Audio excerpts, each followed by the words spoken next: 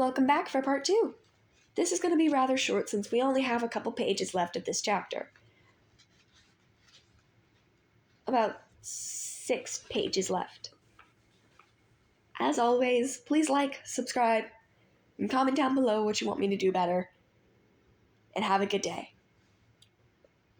Here we go. How could anyone accuse me of stealing a god's weapon? I couldn't even steal a slice of pizza from Gabe's poker party without getting busted. Chiron was waiting for an answer. Something about a golden net, I guessed. Poseidon and Hera and a few other gods. They, trapped Zeus and wouldn't let him out until he promised to be a better ruler, right? Correct, Chiron said. And Zeus has never trusted Poseidon since. Of course, Poseidon denies stealing the Master Bolt. He took great offense to the accusation.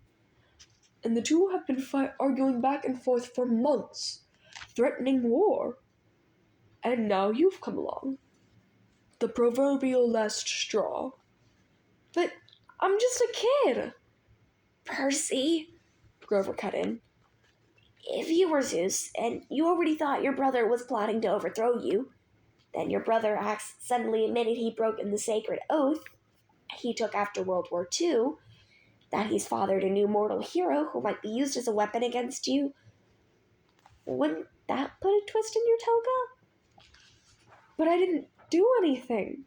Poseidon, my dad, he doesn't really have this Master Bolt stolen, did he?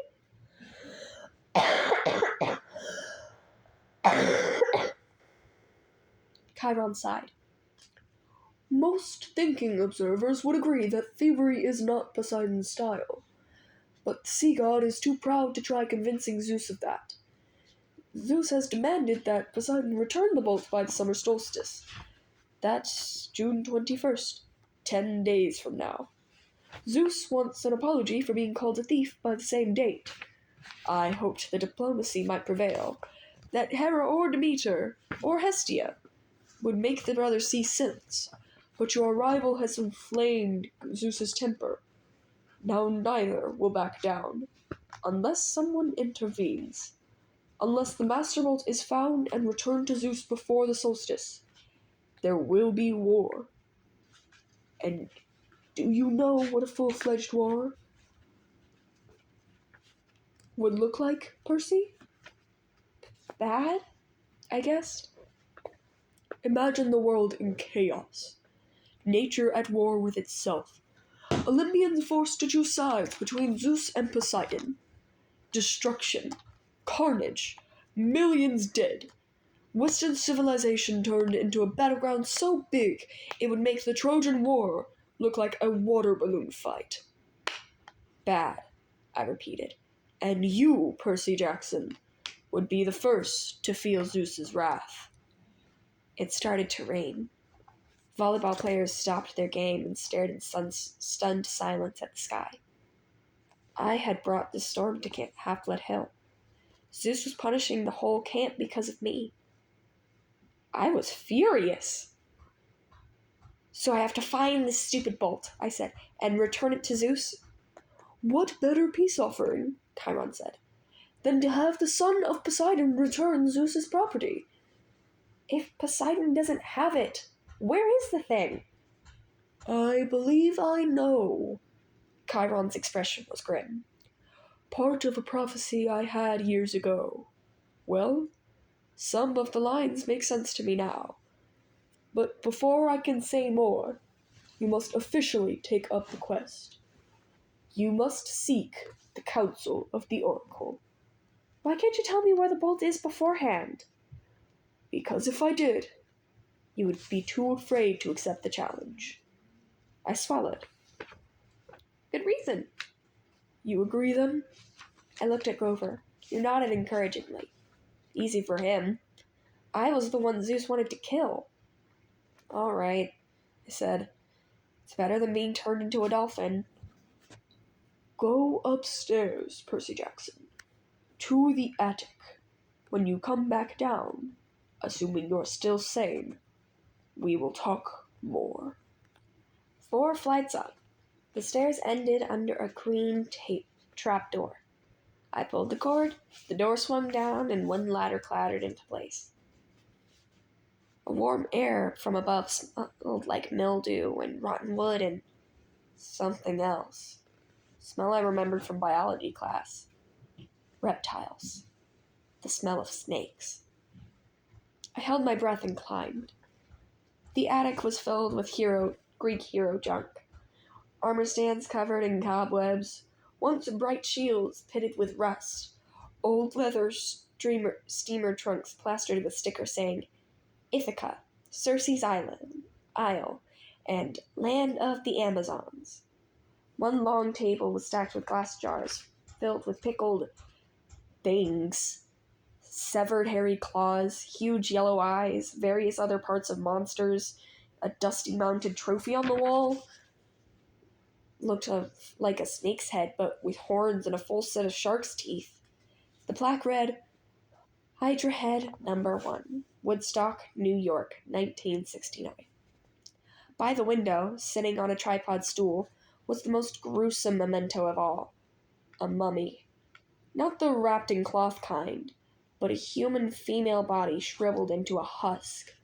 She wore tie-dyed sundress, lots of beaded necklaces, and a headband over long black hair. The skin of her face was thin and leathery all over her skull, and her eyes were glassy white slits, as if the real eyes had been replaced by marbles. She'd been dead a long, long time. Looking at her sent chills up my back. And that was before she sat up on her stool and opened her mouth. A green mist poured from the mummy's mouth, coiling over the floor in black tendrils, hissing like 20,000 snakes. I stumbled over myself trying to get to the trap door, but it slammed shut. Inside my head, I heard a voice slithering into one ear and coiling around my brain. I am the spirit of Delphi, speaker of the prophecies of Phoebus Apollo, slayer of the mighty Python. Approach, seeker, and ask. I wanted to say, no thanks, wrong door, just looking for the bathroom. But I forced myself to take a deep breath. The mummy wasn't alive. She was some kind of gruesome receptacle for something else.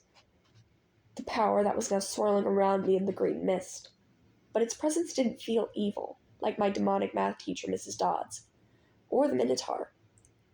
It felt more like the three fates I'd seen knitting the yarn outside the highway fruit stand. Ancient, powerful, and definitely not human, but not particularly interested in killing me either. I got up the courage to ask, what is my destiny? The mist swirled more thickly, collecting right in front of me and around the table with the pickled monster part jars. Suddenly, there were 4 men sitting around the table playing cards. Their faces became clearer. It was Smelly Gabe and his buddies. My fists clenched, though I knew this was a poker party. This poker party couldn't be real. It was an illusion made out of mist. Gabe turned towards me and spoke in the rasping voice of the oracle. You shall go west and face the god who has turned. His buddy on the right looked up and said in the same voice, You shall find what was stolen and see it safely returned. The guy on the left threw in 2 poker chips, then said, You shall be betrayed by one who calls you friend. Finally, Eddie, our building super, delivered the worst line of all. And you shall fail to save what matters most in the end. The figures began to dissolve. At first, I was too stunned to say anything, but as the mist retreated, coiling into a huge green serpent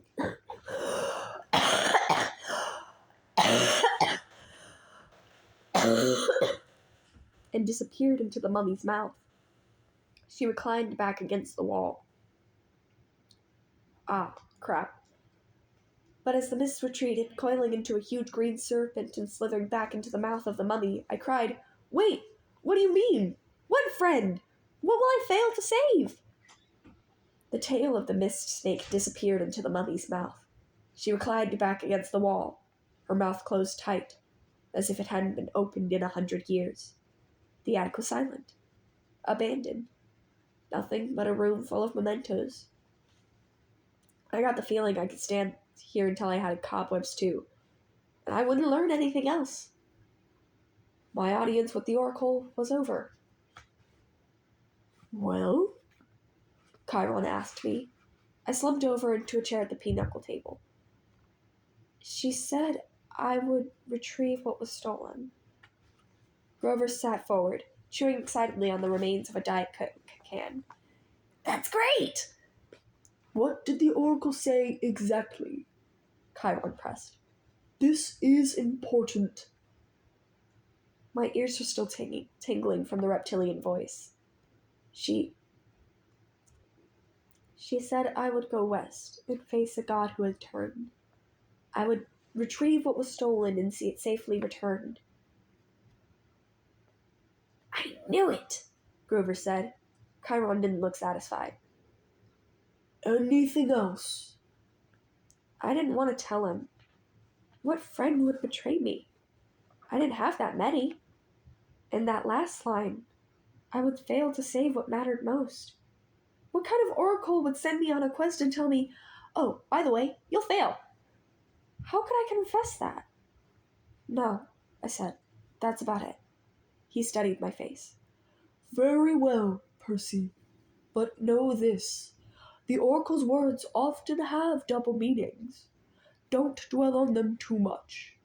The truth is not always clear until events come to pass. I got the feeling he knew I was holding back something bad, and he was trying to make me feel better. Okay, I said, anxious to change topics. So, where do I go? Who's this god in the west? Think, Percy, Chiron said. If Zeus and Poseidon weaken each other in a war, who stands to gain? Somebody else who wants to take over, I guessed. Yes, quite. Someone who harbors a grudge, who has been unhappy with his lot since the world was divided eons ago, whose kingdom would grow powerful with the deaths of millions. Someone who hates his brothers for forcing him into an oath to have no more children, an oath that both of them have now broken. I thought about my dreams, the evil voice that had spoken from under the ground. Hades. Chiron nodded. The Lord of the Dead is the only possibility. A scrap of aluminum dribbled out of Grover's mouth. Whoa, wait, what? A Fury came after Percy, Chiron reminded him. She watched the young man until she was sure of his identity, then tried to kill him. Furies only obey one lord, Hades. Yes, but Hades hates all heroes, Grover protested. Especially if he found out Percy is a son of Poseidon. A hellhound got into the forest, Chiron continued. Those can only be summoned from the fields of punishment, and it had to be summoned by someone within the camp. Hades must have a spy here. He must suspect Poseidon will try to use Percy to clear his name. Hades would very much like to kill this young half-blood before he can take on the quest. Great, I muttered. That's two major gods who want to kill me. But a quest to... Grover swallowed. I mean, couldn't the Master Bolt be in some place like Maine? Maine's very nice this time of year. Hades sent a minion to steal the Master Bolt, Chiron insisted. Zeus would blame Poseidon. Knowing full well he hid it in the underworld, knowing full well Zeus would blame Poseidon. I don't pretend to understand the Lord of the Dead, its motives perfectly, or why he chose this time to start a war. But one thing is certain. Percy must go to the underworld, find the Master Bolt, and reveal the truth. A strange fire burned in my stomach. The weirdest thing was, it wasn't fear. It was anticipation. The desire for revenge. Hades had tried to kill me 3 times so far. With the Fury, the Minotaur, the Hellhound. It was his fault my mother had disappeared in a flash of light. Now he was trying to frame me and my dad for a theft we hadn't committed. I was ready to take him on. Besides, if my mother was in the underworld... Whoa, boy, said the small part of my brain. That was still sane. You're a kid. Hades is a god. I guess this is going to have to be a three-parter because this chapter still has two more pages and we are not done yet. Of course, this next chapter will be extremely short, but I do hope you all enjoyed this one. Like I said before, like, comment, subscribe, and have an amazing day.